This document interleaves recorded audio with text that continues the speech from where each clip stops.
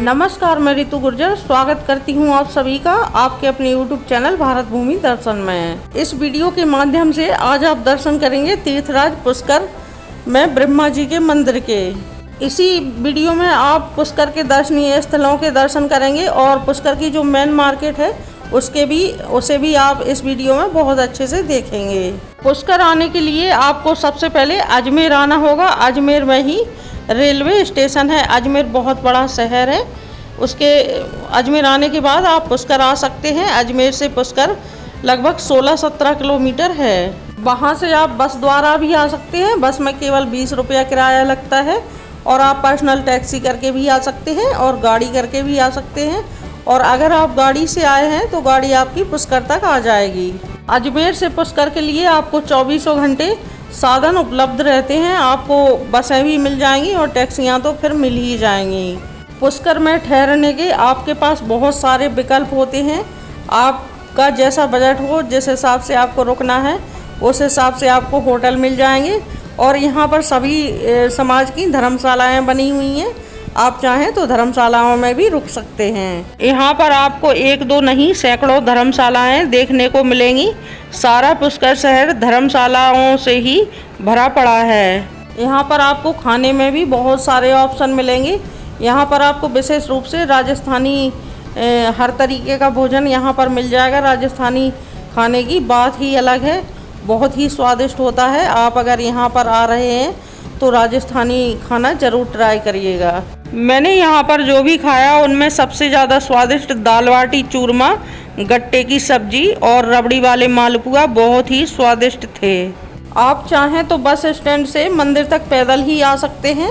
ज़्यादा दूरी नहीं है, मुश्किल से 10-15 मिनट का रास्ता है। आप आराम से घूमते हुए पुष्कर की गलियाँ देखते हुए मंदिर तक आ सकते हैं। टैक्सी वाला आपसे 50-60 रुपये ले लेगा और ज़्यादा दूर नहीं है, वहाँ से भी आपको पैदल चलना पड़ेगा। तो मैं तो पैदल ही आई हूँ, फिर आपकी इच्छा है आपको जैसे भी आना हो। रास्ते में आपको बहुत सारे मंदिर मिलेंगे तो आप दर्शन करते हुए आ सकते हैं। सारी दुनिया में और कहीं क्यों नहीं है ब्रह्मा जी के मंदिर? क्यों ब्रह्मा जी की पूजा नहीं की जाती? क्यों यहाँ ब्रह्मा मंदिर में घर गृहस्थी वाले पुरुषों का जाना वर्जित है, पूजा अर्चना करना वर्जित है? उसके पीछे एक कथा है, आइए जान लेते हैं। ऐसी मान्यता है कि एक बार ब्रह्मा जी ने पृथ्वी लोक की तरफ देखा और वो सोचने लगे कि पृथ्वी लोक पर सारे देवी देवताओं के मंदिर हैं, तीर्थ हैं, लेकिन मेरा कोई मंदिर नहीं है। मेरा भी एक भूलोक पर मंदिर और तीर्थ होना चाहिए। ऐसी इच्छा उन्होंने विष्णु भगवान के सामने प्रकट की। तो विष्णु भगवान ने अपनी नाभि से एक कमल का पुष्प उत्पन्न किया और ब्रह्मा जी को दे दिया कि इसको आप हाथ में लेकर सारे ब्रह्मांड की 3 परिक्रमा करिए और 3 परिक्रमा करने के बाद आप ये पुष्प जहाँ पर गिराओगे वहीं पर आपका तीर्थ बन जाएगा। तो ब्रह्मा जी ने 3 परिक्रमा करने के पश्चात पुष्प को भूलोक पर गिराया। जो यहाँ पर पुष्कर सरोवर है वहाँ पर आकर ये पुष्प गिरा और उसके जोर से पृथ्वी में एक छेद हुआ और उससे एक जलधारा फूटी। उसी से पुष्कर सरोवर का निर्माण हुआ और उसी पुष्प की 2 पंखुड़ियाँ गिरकर अलग अलग स्थान पर गिरी तो उससे और 2 जगह और झीलों का निर्माण हुआ। उन्हीं में से एक बूढ़ा पुष्कर कहलाता है। पुष्प फूल को कहते हैं और कर माने हाथ होता है, मतलब ब्रह्मा जी के कर से हाथ से पुष्प गिरा तो इस स्थान का नाम पुष्कर पड़ गया। पुष्कर मतलब कर से पुष्प गिरा। फिर ब्रह्मा जी की इच्छा हुई कि यहाँ पर हम एक बहुत बड़ा यज्ञ करेंगे और फिर यहीं पर तीर्थ और अपना मंदिर बनाएंगे, उसी को सारी दुनिया पूजेगी। तो उन्होंने अपने बड़े पुत्र नारद जी से कहा कि जाइए अपनी माता से कहकर आइए कि मैं यहाँ पर यज्ञ करना चाहता हूँ और यज्ञ पत्नी के बिना संपन्न नहीं होता। वो यहाँ पर आएँ और हमारे साथ यज्ञ में विराजमान हो और हम अपना यज्ञ संपूर्ण करें। ऐसा कहकर उन्होंने नारद को सावित्री माता के पास भेज दिया। नारद जी जो ठहरे चंचल स्वभाव के, उन्होंने सोचा मैंने सारे देवी देवताओं की लड़ाई करवाई है, दानव और मानवों की लड़ाई करवाई है, दानव और सुर की लड़ाई करवाई है, लेकिन अभी तक मैंने अपने माता पिता की लड़ाई नहीं करवाई है। आइए आज मौका है, हम अपने माता पिता की लड़ाई करवाते हैं। यज्ञ संपन्न होने का मुहूर्त था देवउठनी एकादशी से। पूर्णिमा तक 5 दिनों का। तो ब्रह्मा जी ने नारद जी को बोल दिया था कि यज्ञ का मुहूर्त निकल जाएगा, सावित्री माता से ये बोल दीजिएगा कि जल्दी यहाँ पर आएँ, हमें अपना यज्ञ संपन्न करना है। लेकिन नारद जी ने क्या किया, वहाँ पर पहुँचे और बोले माँ पिताजी यज्ञ करना चाहते हैं और आपको बुला रहे हैं। तो माता सावित्री नारद जी के साथ आने लगी तो बोले ये क्या, आप ऐसे ही चल दी, वहाँ पर सारे देवता आमंत्रित हैं, देवियाँ आमंत्रित हैं, वो बढ़िया सज धज के आएंगी और आप ऐसे पहुँच जाएंगी, तो आप कैसे लगेंगी? आप अभी तो यज्ञ में समय है, आप आराम से अच्छे से अपना श्रृंगार करके आइएगा। तो माता सावित्री ने कहा ठीक है, और वो अपना श्रृंगार करने के लिए चली गई। और नारद जी ने इधर आकर ब्रह्मा जी से बोल दिया कि माता ने तो मना कर दिया, अभी वो नहीं आ सकती, अभी वो अपने श्रृंगार में व्यस्त हैं, जब वो अपना श्रृंगार कर लेंगी तब आएंगी। तो ब्रह्मा जी ने सोचा यज्ञ का मुहूर्त निकला जा रहा है और सावित्री देवी अभी तक नहीं आई, अगर वो टाइम पर नहीं पहुंचेंगी तो हमारा यज्ञ संपन्न नहीं हो पाएगा और हमारा ये तीर्थ भी नहीं बन पाएगा, ये नष्ट हो जाएगा। तो उन्होंने अपने जो उनके द्वारपाल थे इंद्र और कुबेर, उनको आज्ञा दी कि जाइए और जाकर किसी भी सुंदर और कुंवारी कन्या को लेकर यहाँ पर आइए। तो वो गए। यहाँ पुष्कर के पास ही एक नाद गांव है जो नंदा सरस्वती के नाम से अब जाना जाता है। वहाँ पर एक गुर्जर की पुत्री को यहाँ पर लेके आए और उसको मंत्रों के द्वारा घास बनाकर गऊ के मुंह से पवित्र करवा के उससे ब्रह्मा जी ने विवाह किया और उनका नाम गायत्री रखा, मतलब गाय प्लस स्त्री, इसीलिए उनका नाम गायत्री रखा। और जो गायत्री माता ब्रह्मा जी के साथ बैठी हैं ये वही हैं। और जब यज्ञ संपन्न हुआ और स्वाहा स्वाहा की ध्वनि माता सावित्री ने सुनी तो वो चौंक गईं। ये पुष्कर सरोवर है, मैंने इसका एक वीडियो सेपरेट बनाया है, उसी में इसका महत्व बताया है। अगर आप चाहें तो उसको पूरा देख सकते हैं, हमारे इसी चैनल पर मिल जाएगा। ब्रह्मा जी के मंदिर से माता सावित्री का मंदिर ज़्यादा दूर नहीं है, महज 500 मीटर की दूरी पर है। आप आराम से 15-20 मिनट में पैदल वहां पर पहुंच सकते हैं। टैक्सी वाला आपको पागल बना सकता है, 200-300 रुपये मांगेगा और आपको वहां पर छोड़ेगा। इससे अच्छा है आप अगर चलने में समर्थ हो तो आप पैदल वहां तक चले जाइएगा। और ऊपर पहाड़ी पर चढ़ने के लिए रोपवे भी लगा है और सीढ़ियाँ भी लगी हैं। आपको जो मर्जी हो वैसे आप ऊपर पहाड़ी पर दर्शन करने के लिए जा सकते हैं। ये सामने श्री ब्रह्मा जी का मंदिर दिख रहा है। ये विश्व में सिर्फ एक ही मंदिर है यहाँ पुष्कर में, और आपको ब्रह्मा जी के मंदिर कहीं भी नहीं मिलेंगे। यहाँ से आगे कैमरा ले जाना अलाउ नहीं है, हम फोटोग्राफी नहीं कर सकते, वीडियोग्राफी नहीं कर सकते। बहुत सारे पुलिस वाले आगे लगे हैं, सभी को मना कर रहे हैं, यहाँ फ़ोटो खींचना मना है। तो मैं आपको यहाँ से आगे का वीडियो मंदिर का नहीं दिखा सकती, आप यहीं से दर्शन कर लीजिएगा। इस मंदिर में ब्रह्मा जी के माता गायत्री के साथ दर्शन होते हैं।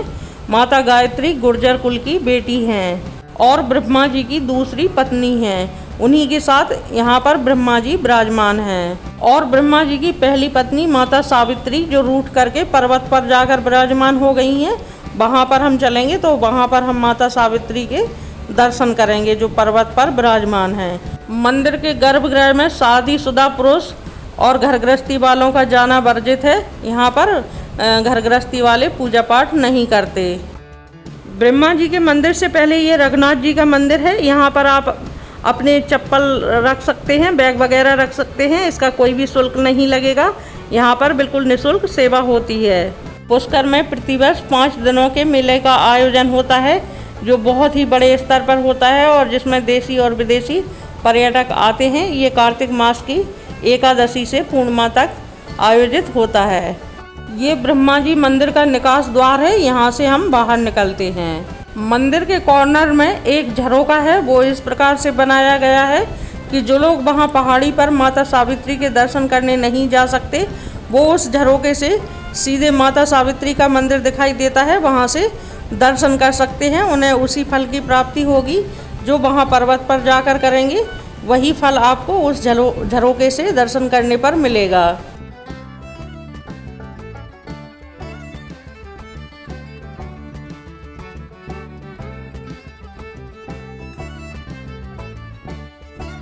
पुष्कर तीर्थ की परिधि को 10 कोस लंबा और 2 कोस चौड़ा बताया जाता है। ऐसी मान्यता है कि आदिकाल में पुष्कर सरोवर नाग पहाड़ी की तलहटी को छुआ करता था और वहाँ से सोने की सीढ़ियाँ ब्रह्मलोक के लिए लगी हुई थीं। मंदिर के निकास द्वार के पास ही एक ब्रह्मा जी की बहुत बड़ी गौशाला बनी हुई है। यहाँ पर काफ़ी गायों को पाला जाता है। आप जो सामने पहाड़ी पर मंदिर के दर्शन कर रहे हैं, यही माता सावित्री जी का मंदिर है।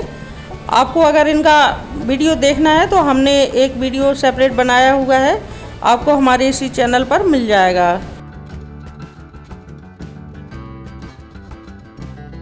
आइए अब हम पुष्कर का मार्केट घूम लेते हैं।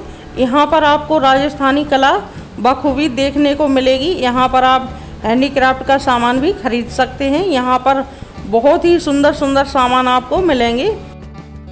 यहाँ पर आप रजाइयाँ, दरी, कंबल, कालीन वगैरह खरीद सकते हैं। बहुत ही सुंदर हाथों से बनाए हुए सामान यहाँ पर आपको मिलेंगे। आपको यहाँ पर बहुत ही सुंदर स्टोन वर्क के ज्वेलरी भी मिलेगी और कुंदन वर्क वाली ज्वेलरी, आप जो चाहें यहाँ पर बहुत ही सुंदर सुंदर सामान यहाँ से खरीद सकते हैं।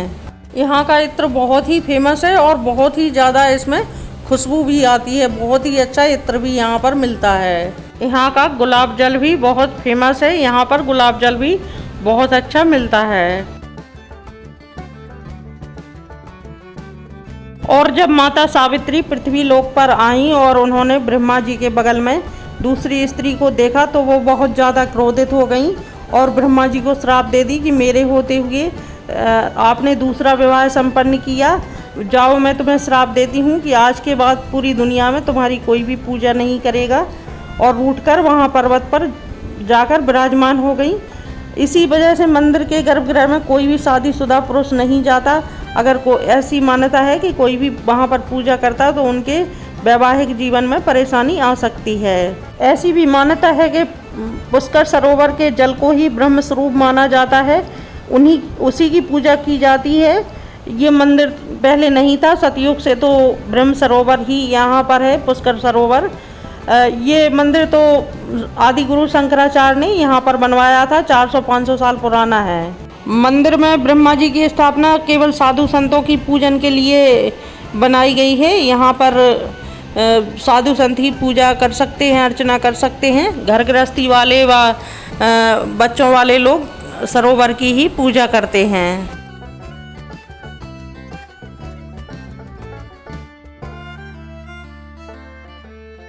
ये नरसिंह भगवान का मंदिर है। अंदर कैमरा ले जाना अलाउ नहीं है तो मैं आपको बाहर से ही दिखा देती हूँ। पुष्कर राज को सारे तीर्थों का गुरु माना गया है, इसीलिए ये मान्यता है कि जब तक हम सारे तीर्थ करने के बाद पुष्कर राज के दर्शन नहीं करते, हमें किसी भी तीर्थ का फल नहीं मिलता। हमें तभी तीर्थों का फल मिलेगा जब हम तीर्थराज पुष्कर के दर्शन करेंगे। यहाँ पर आपको बहुत ही सुंदर लाख की चूड़ियाँ और कंगन भी मिलेंगे। यहाँ पुष्कर में बहुत ही बड़ी तादाद में गुलाब की खेती की जाती है। गुलाब के फूलों का उत्पादन किया जाता है और उन ताज़े गुलाबों से यहाँ बहुत सारी सामग्रियाँ बनाई जाती हैं और वो यहाँ की फेमस हैं। ऐसी भी मान्यता है कि त्रिदेवों के अलग अलग केंद्र बिंदु हैं, जैसे कि भगवान भोलेनाथ का काशी और भगवान विष्णु जी का हरिद्वार और भगवान ब्रह्मा का पुष्कर को केंद्र बिंदु माना गया है।